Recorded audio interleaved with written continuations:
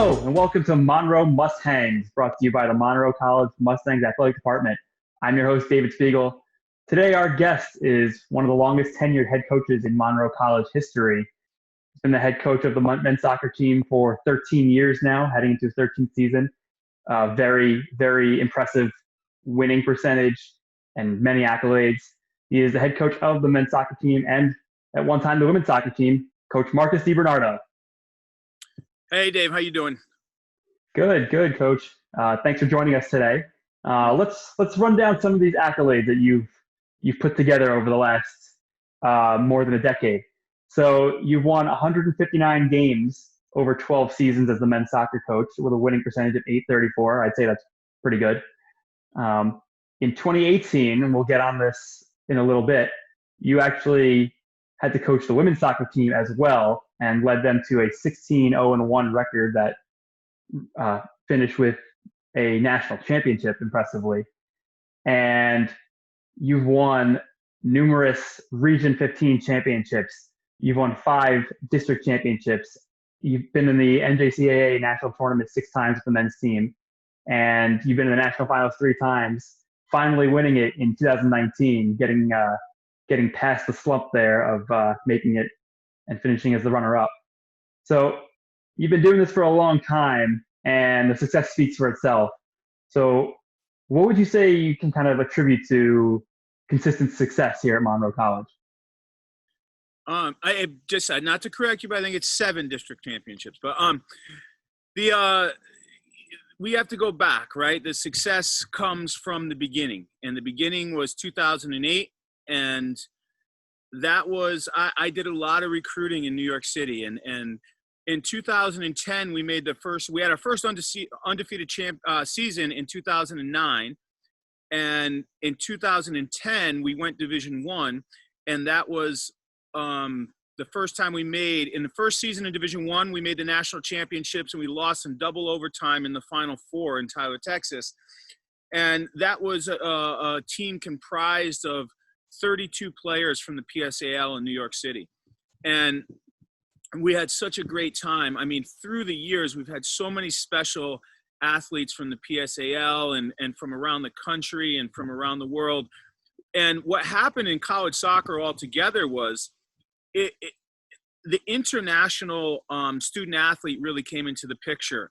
And in college, in NJCAA, you were only allowed 3 international players, and I think that went away I forgot the year that went away, but at some point that went away, and all of college soccer got inundated with a lot of international players who wanted to come over in the NCAA and the NJCAA. So we slowly started to pick up more and more international players, and we blended them in with the local New York City players and domestic players from around the United States. So the program has really started out all New York City and surrounding areas, grown into this melting pot of kids from around the world. And it's been a really special dynamic to see that happen. And as a coach, it's different. You have to adapt. You have to adapt to change.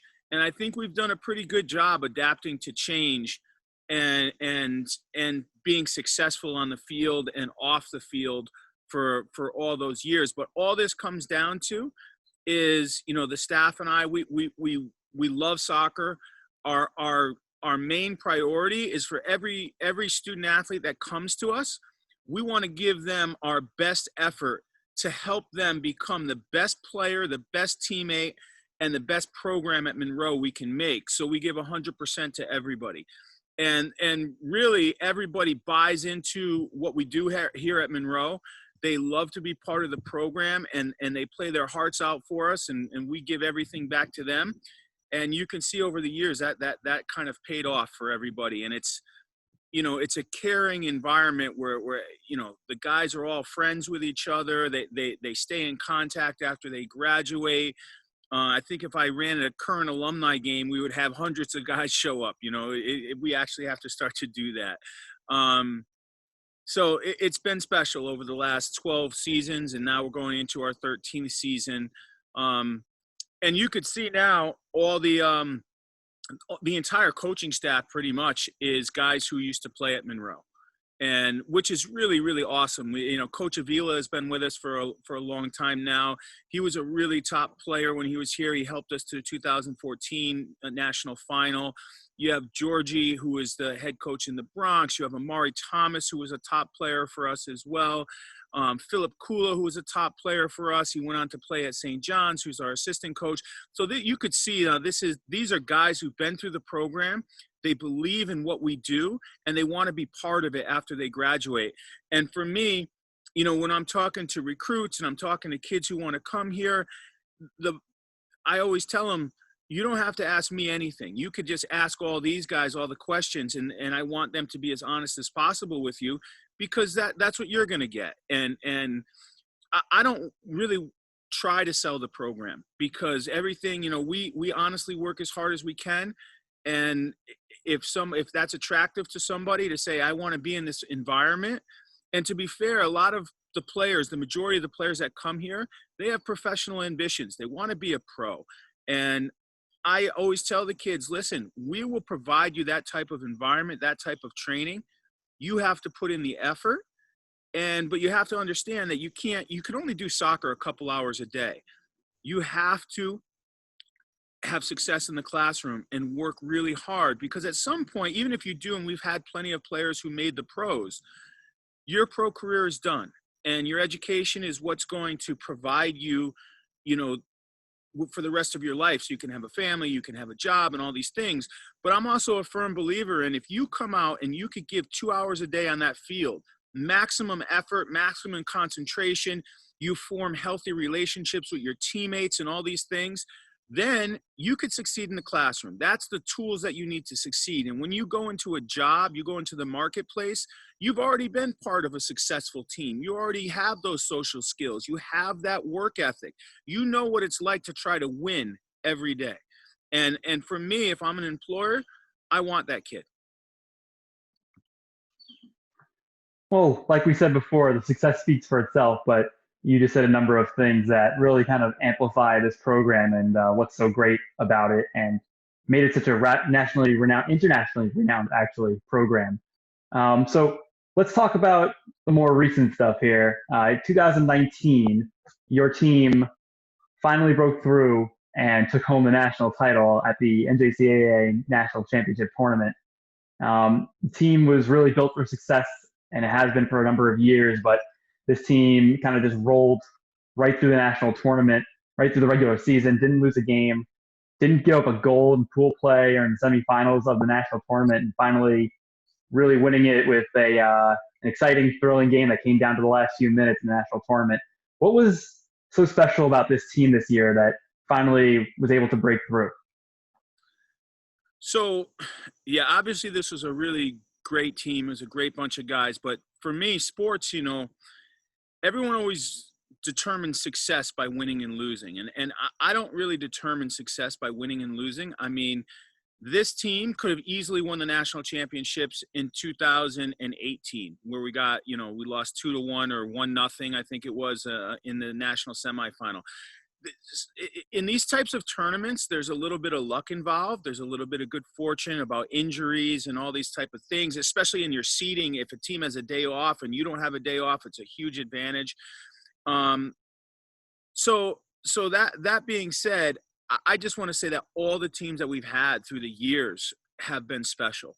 And this team is no different. These guys came in and they worked hard every single day. And in the tournament, they had a professional mentality. They came in and they knew what was expected of them. And it's not about just the 90 minutes on the field. They handled that really, really well. But as soon as they were off the field, the guys were taking care of regeneration. They were in the whirlpool. They were in their hotel room beds, relaxing. And because you got to realize the mental stress in a tournament where you have to win 4 games in 6 days, it's really, really difficult. And day one, you get there, everybody's excited. You have the banquet, you have 12 teams, everybody's dressed up, looks nice, huge energy level. 4 days later, everybody's gone, everyone's going home except for 2 or 3, 4 teams, and people are exhausted. You have to manage the whole week on an emotional and a physical level. As soon as that game's done, I want guys to absolutely not think about soccer. I want them to relax. I want them to hydrate. I want them to eat. I want them to rest. And I no nervous energy about anything. We cut the tactical and the team talks down to 15 minutes, and we bring them food. We don't have to take them anywhere. We bring food so they can maximize that rest time. Those are, to be fair, over the years, I think if there's one thing I learned as a coach is you have to have a deep team. You have to trust your players. You have to make substitutions in tournaments like that. You have to take minutes off a guy's legs. And, it's because you see this in like basketball all the time. Like, and I know you're a basketball fan, like the basketball teams run on these high energies and they win at home. And then it's so hard for them to win away. And you just know they're going to lose that next away game. They're exhausted mentally, physically. This tournament is no different. The only difference is you can't lose a game or else you're out. And that kind of balance is that you really have to trust your players, because if you're going to make a lot of substitutions, you can't give the game away. And we had a lot of depth, and that was the strength of this team. Guys were ready to play, and guys had that level where we didn't really drop when we made substitutions. If you notice, we played 2 goalkeepers from the Region 15 championship game through districts, through the national championships. We rotated them every other game because that's how much confidence we had in both of them. And, that to me really was the success of the team, that we had so much it's not just us having confidence in the guys. They had confidence in each other. And when it was your time to put in your shift, nobody let us down. Everybody did such a tremendous job. And, JUCO is, it's only 2 years. And really that 2 years, not even 2 years. When we play in the fall and again in the fall, that's a year and a half, And so when you bring freshmen in, the freshmen got to be ready. They got to be ready to win the national championship. You can't say, oh, we were young. There is no young in JUCO. There is no, you just got to get it done. And so that's, those are some of the things. I mean, there's so many good guys I could talk about on this team. And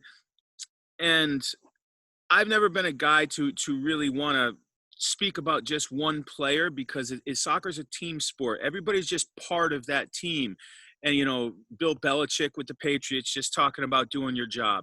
And it is true. Everybody has a job to do and they have to do their job, but they have to do it in a positive way that uplifts all the other players and builds their confidence as well. And I think those guys were really, really good at that as well. I mean, we had some really experienced players out there who, in soccer, it's sometimes when you get experienced guys who are high level guys and they're in there with players who make mistakes, they could really get on them and start to point the finger and start to deflate those other players. That didn't happen. Our experienced players, they just encouraged those guys. They made them better. And for me, the best player on the field is never the guy who's the most skillful guy. It's the guy that can make everybody around them better. And that's a huge thing. And that's what a lot of our guys did. And when you watch they were so happy for each other at the end. And, my reaction wasn't to jump up and down when we won the national championship. My reaction was to shake everybody's hand and say, thank you guys so much. You guys really deserve this. And thank you for doing this. And there's a big respect level among everybody for what we accomplished. And now, that being said, every day is not Christmas. Like in a group, you have, in group dynamics, you're going to have conflict. This group was it's no different. They might have a little argument with me, with other players, that happens, but you work that out and you become stronger as you grow. And that's really what this team did. And, it's just that JUCO is every year is a new group dynamic. So you're always working through these things and trying to build the best group you could possibly have. But, at Monroe, I'm becoming a bit of an older coach who's been around a long time. It doesn't mean that I have to be stuck in the old ways in terms of training methods, in terms of the way I treat the team. And for me, I'm not a guy who says to these guys, listen, you have these 10 rules. If you break this rule, here's the consequence for each rule. If if you're out after your curfew, this is what's going to happen to you. You're going to be kicked off the team. I would never operate a team like that. our whole thing at Monroe is respect for the program, respect for your teammate, respect for yourself, respect for the community, right? And if somebody is falling short, we'll speak to them. But if they're consistently falling short, maybe they're not ready to be part of the program. And we can have that discussion. But the important thing with that is none of this is ever personal. This is only about your actions. We like and we respect every person. It's just the actions have to match to be part of the program. So, and that's what I was really proud of with the guys as well. Like, they took care of it. I told them to be in their room. They were in their rooms. We don't have to do room checks. We don't, because we're there to win the national championships, and they know that. And, I never thought that leading by fear is a good method in anything that you do. You want to lead in a sense where everybody's on the same page, where you can unite to achieve a common goal and to achieve characteristics and things like a work ethic, a positive attitude, all these types of things people can respect. You don't have to love the guy next to you, but you have to respect that he put in a shift that was really, really hard effort. And that's your core common value. You can respect the honesty in their actions. So those are things that we talk about with the team. And for me, like, I'm not the guy who's comfortable telling everybody, hey, go pick up the equipment. I'm the first one to pick up equipment.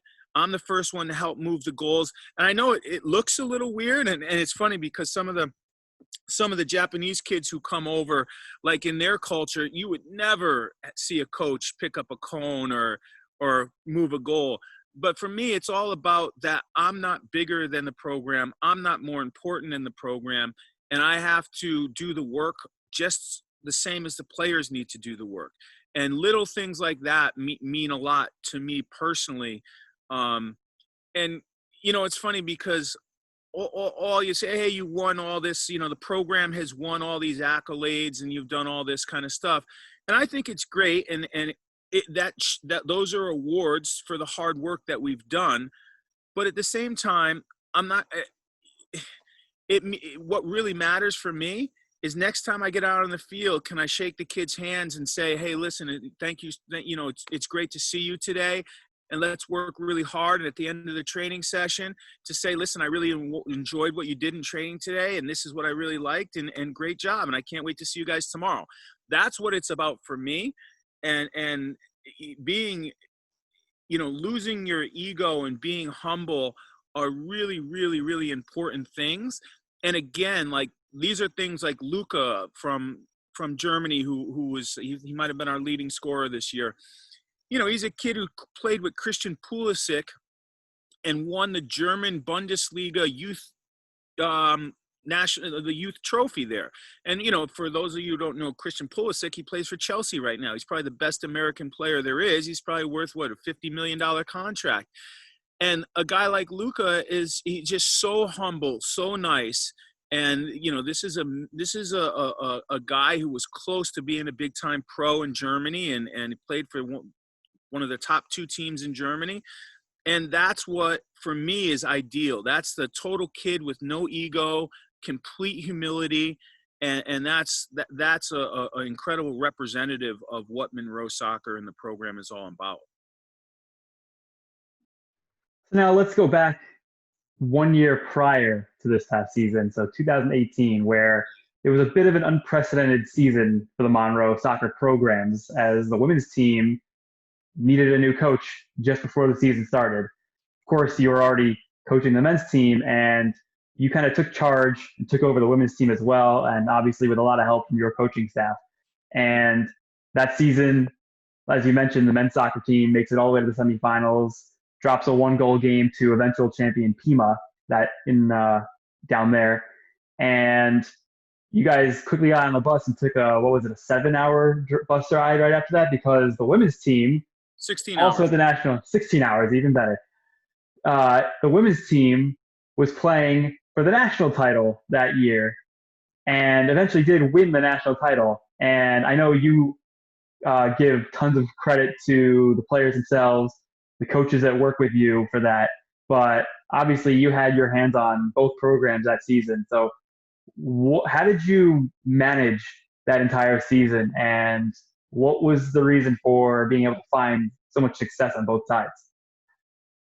I mean, to be fair, it wasn't very difficult to manage that season. Because both teams were, I mean, you're talking about kids who are professional attitudes on the women's side and the men's side. Then you're talking about a staff who was highly, highly dedicated, and we're all on the same page. So basically what we did in the women's program was identical to what we did in the men's program.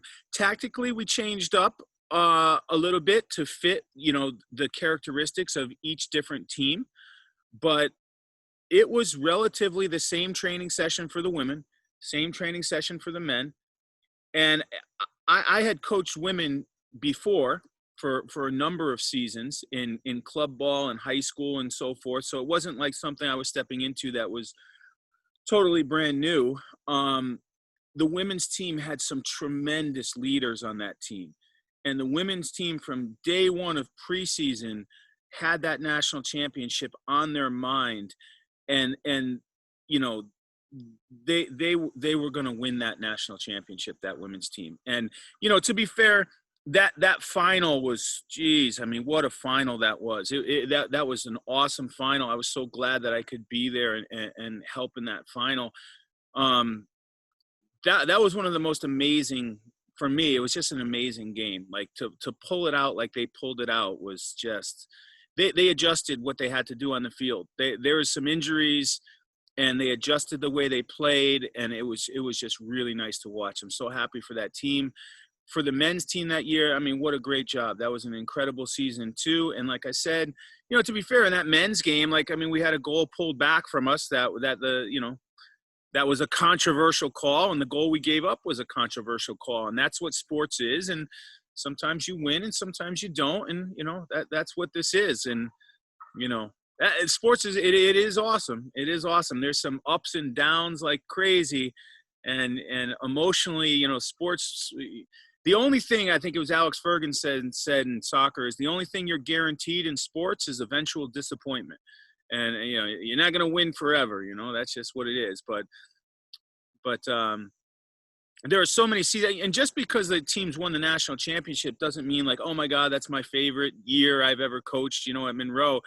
I mean, I for me, 2010 was such a great year. The kids were just awesome kids in 2010, and talented, and it was so much fun. 2011, I could go on and on. Like every single season, honestly, has been really great. This is like, people. It's not even like a job to me. Like to coach and to be able to do this is I don't know. I can't imagine doing anything else. This is all I ever wanted to really do.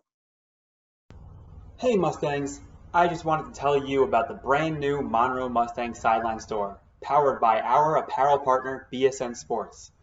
Create your own unique piece of Mustang gear by choosing from hundreds of apparel options, colors, graphics, and your choice of the new Monroe MustHangs logo collection. Through the month of September, save 15% on your order of $90 or more with the code SEPT20. Visit the Monroe Mustang Sideline store at monroecollegemustangs.com/shop and gear up for the new school year. So you mentioned a number of times how we have a lot of international student athletes these days, especially, you mentioned you had Luca Erhardt from Germany. He was the nation's leading scorer, not just the team's leading scorer this past season. And pretty much, at least half of the team ends up being from around the world, whether it's from Asia or Europe or Africa or South America. It's a lot of international flair that comes into this program. What do you think it is about Monroe College soccer that makes it so attractive to international student athletes? A couple things. New York City, Miami, California, Chicago, right? Everybody wants to go there. So that's one good thing. I mean, we're located in the best part of the country when it comes to internationals wanting to experience America. Number two is look at our placements of our players.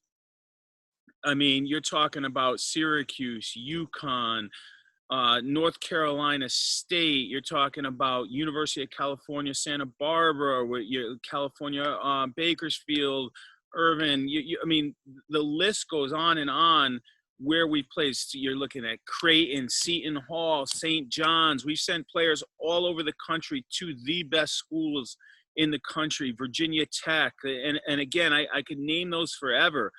Like literally, how many kids left Monroe full ride this year? Probably, our top 18 players maybe. And we put out the announcements on it. You put them out on Instagram and stuff. And it's at the point now where if you're a top player, come to Monroe, because what's going to happen is if you're a top player and you perform, I mean, your resume is one thing. We could throw the resume out the window once you get here. The bottom line is you have to perform. But if you come to our team, you put on a Mustang jersey and you perform, you can write your ticket to the ACC. You can go to the Big Ten. You can go almost anywhere you want to go. I mean, we've had players at Ohio State and you name it. And that's what that's what the guys before have built for the players coming in. That's the reputation that those players have created, which is really special. So now at this point, the top programs in the country are calling me up and saying, who do you have? And I'm going to let them know this kid would be perfect for you. This, Florida Gulf Coast, you name it. Again, these names just keep coming to my head because there's so many kids that we place at the highest level. So location, that, and let's be honest, like Monroe is it's a place where the kids come and it's a family oriented place. That's the bottom line. You can, everybody. It's small enough so you know the security person who's working the front desk. You know the compliance officer. You know the athletic director. You know the trainers. Like everybody is there to support you at Monroe, and the kids miss it. It's funny because when you talk to them, they could be at Syracuse, but they could say to you, "I still miss what we had at Monroe. Those were some of the best times." And it happens all the time where the kids say, this is the most I've ever enjoyed playing soccer. And that means a lot to me personally. Like I really love the fact that kids consider this such an enjoyable place to be. And that's a great thing. And now what's it like dealing with so many different languages on the practice field and having to help them get through classes? Like we said, we have kids that are speaking Japanese, are speaking German, are speaking Spanish, are speaking Portuguese, and speaking English. What's it like getting them all to communicate and get on the same page? I mean, in soccer, right, it is the universal language. So coaching-wise, like I can show them what I need from them if the language barrier is down. But, don't forget, it's many times you're going to have somebody who speaks the same language who can also help interpret a little bit if somebody doesn't understand something. But it's never really that much of an issue to be fair. It is important that the kids who come are motivated to not just excel on the field, but they have to be motivated to excel in the classroom. And that's really, that's going to make their success as a student athlete, because there is no success if you are not qualifying for the NCAA after Monroe. Like you have to, otherwise, you're going to go home with an associate's degree and that's going to be it. Like you have to, if you want to move on and make this experience a 4-year experience at one of the top schools in the country, then you have to take care of it in the classroom. And Monroe has such good support that you can go and get tutoring and things. Like the support is there for you. I've never seen anybody come to Monroe who put in the work that didn't get what they were looking for.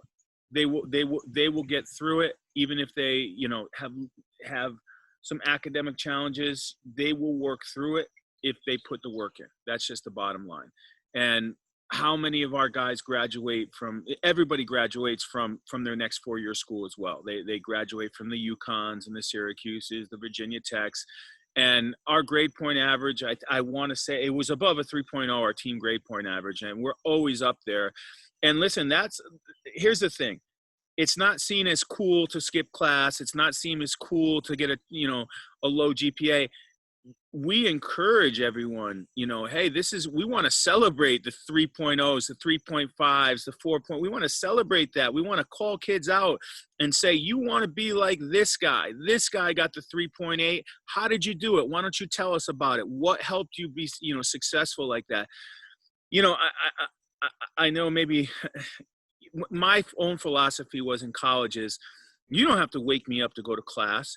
You don't have to even set up a study hall. I honestly, I don't need a study hall. I'm self-motivated. I'm going to study. And I want to also empower my guys to take care of your grades.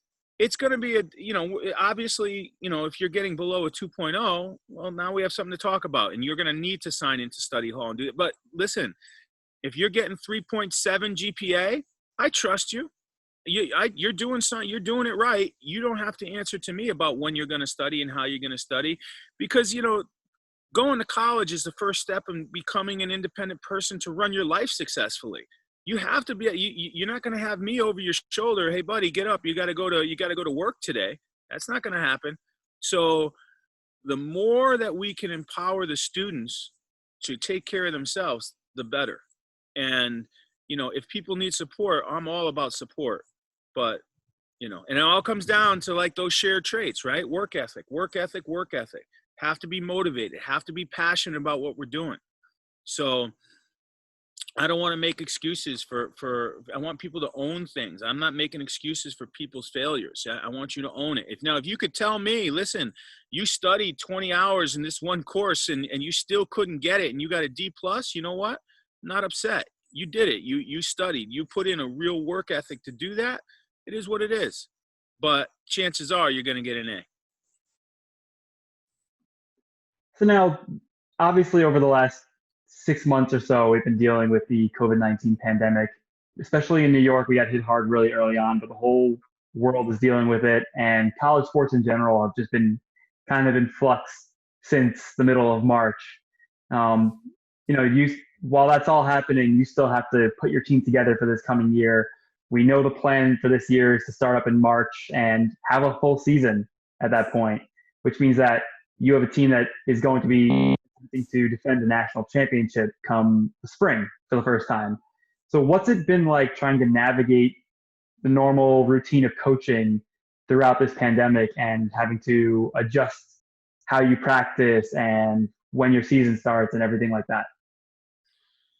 Yeah, I mean, the first thing is that emotionally, this has been a really hard time for people in general and in the whole country, right? And when I look at you look like the same David Spiegel to me, right? But I don't know what you've been through, and I don't know how this is affecting you. And I think that, me personally, I'm super aware of that. And what I'm looking for this fall is for the kids to have something that they can pour their energy and their passion into as an outlet to feel better about themselves, feel better about life, to really give them a sense of hope. And that's what this fall is about for me. And, I have a 6-year-old son and I worry about, how he's developing and like he misses his friends and he misses, he did his first online course today. And this is the new reality though.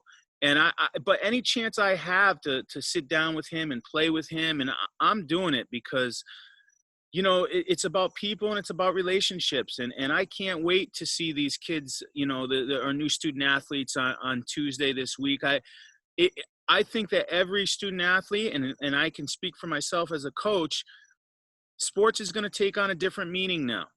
And the winning and losing is, this is not the priority right now. The priority is health and being able to be with each other and that camaraderie and being able to pursue our passions on the field. And that's really what this is about. And we have some more guys coming in the winter and spring. And, that's the pandemic is,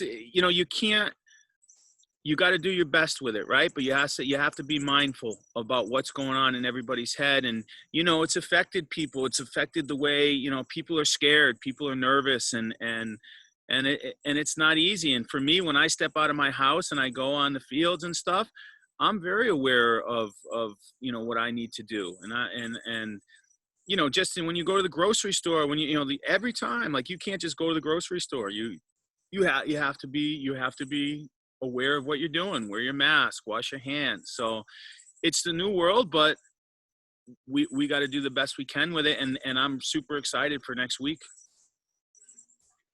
Of course, a lot of the last few weeks at Monroe have been focused on preparing the campus to be safe for all of our student athletes and our staff and our coaches and faculty. And, there's a lot of plans in place to kind of make sure this year gets off without a hitch. And, I think you look around the country and it's almost impossible to have everything go perfectly, but I know we're definitely trying our hardest to make sure everything, each semester ends successfully and we can get to these athletic seasons come the spring. One last thing I want to touch on is that you've been coaching for a long time. You've told me that you actually began your coaching career as a teenager, and this was also, you went on to be a student athlete at Central Connecticut State University and also helped piggyback that into a coaching career as well. So can you tell us a little bit about how you started coaching and your background in coaching and time as a student athlete and just how that all kind of came together and got you to where you are today? Yeah, I mean, so my dad was an American football player, and he didn't want me to play football. So he started we didn't have soccer in our town. We were a very small town. And he started the soccer program in our town. And nobody knew anything about the game. He really didn't know. I didn't know. Nobody knew. So, and that's how it started. And I started to play at maybe 8 years old there. And then, continued to play. I really grew up, with a big passion for the game. And my dad was coaching all the teams and doing all this. And he was obviously, he was my role model. My dad's my dad. He's the guy that you look up to. And so when I was maybe 18, I helped him coach, and I was an assistant coach with him for the U16. And I've coached ever since that. 18 years old, I was coaching. I was coaching before that. At 14, I was running the little kids and doing the little clinics for the 5 and 6 year old kids. I was buying books on coaching soccer back in the day. I was even when I was in college, I had my own notebooks that I would write down the training sessions, and I would keep them in a 3-ring binder. I mean, I really, dedicated. I knew when I was a player that I wanted to be a coach. And here's the thing, like I didn't have like all these, top coaches and programs when I was a kid. I actually learned a lot from a book. I had picture books on techniques, soccer techniques. I would take it in the backyard when I was a kid and learn by photo by photo by photo of soccer techniques. And I would practice for hours a day. And, when I went into college, I did the same. I was a hardworking kid who really just worked and worked and worked. And finally that paid off, and I had some success in college. And, to this day, I still talk to my old college coach. We had a conversation yesterday over the phone, and those bonds. It's something that lasts a lifetime. I talk to a lot of the players at Monroe from 2008 to present. I speak to them through text, through phone, you name it. Hey coach, how you doing? I'm doing great, and so forth. So, that's I've coached all kinds of things, from club to high school to college, you name it, in the NCAA and the NJCAA. For me, the one thing is, as a coach, no level is more important than any other level. And if I'm teaching 5-year-old kids, that's just as important as coaching in the national championship game for Monroe. It's just a sport. I'm just a guy, and this is what we love to do, and that's really what it's about. So, that's kind of my coaching journey in a little bit of a nutshell. I am like, here's what I would say is, it's not something that I just like, hey, I'm going to go to the field and I'm going to coach. Every single day I work on how I can become a better coach. I read, I watch videos, I speak to other coaches. This is a non-stop process, right? And I think somebody told me about a quote the other day about the singer for Crosby, Stills, and Nash. And he said that, the one thing that he hopes for is on the day that he dies, he learns something new. And, and I can relate to that. That's a very interesting quote, because it's like, if I'm not learning, and it's really mostly about coaching, I want to always learn, because it's a process that if I can start to become better and better and better through the seasons, the kids will get more and more out of it. And that's really where my passion lies, is to continue to try to improve no matter what level or whoever I'm coaching. One last thing I want to talk about is that there was a time a couple summers ago where you and I and a bunch of coaches shared office space on campus. And I know, and you touched on how, you're the first one to pick up the equipment at the end of practice and help move the goals. And one thing I observed is that I think pretty much every single day, you and a couple of the other coaches, especially you though, would take off and go for a run across pretty much all of New Rochelle and come back just like drenched in sweat, whether it was 95 degrees or 70 degrees. And, we've had a lot of free time lately. So how much have you been running, and how far do you keep going every day? That's funny, man. As you get older, right? I try to run every day, and then if something else goes wrong, but no,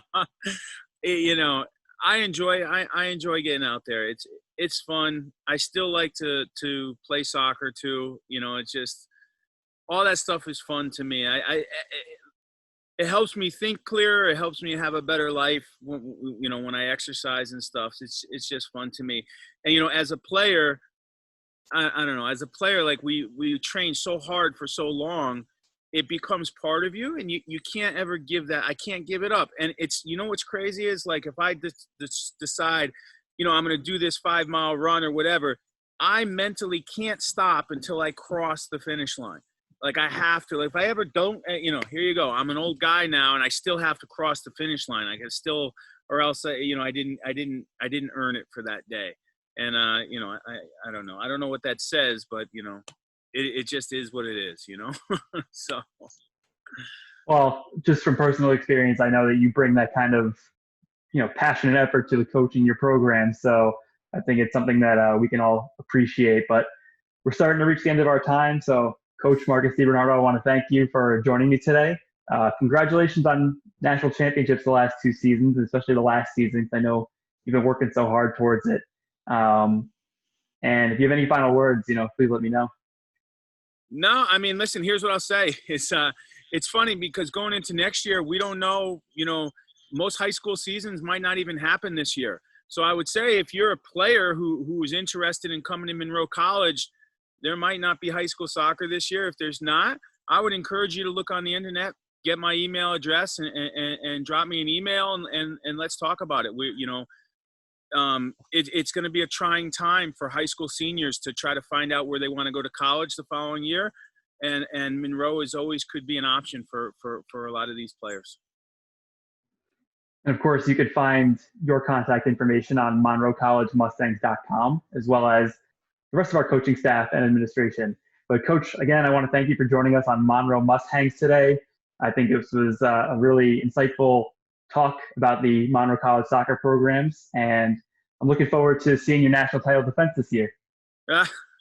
Awesome. Thanks so much, Dave. Hopefully, hopefully we'll win it again. You never know. I'm looking forward to it. So thank you again to everybody for listening and watching along today. Stay tuned next week for another great episode of Monroe MustHangs. See you next time. Awesome. Thanks, man.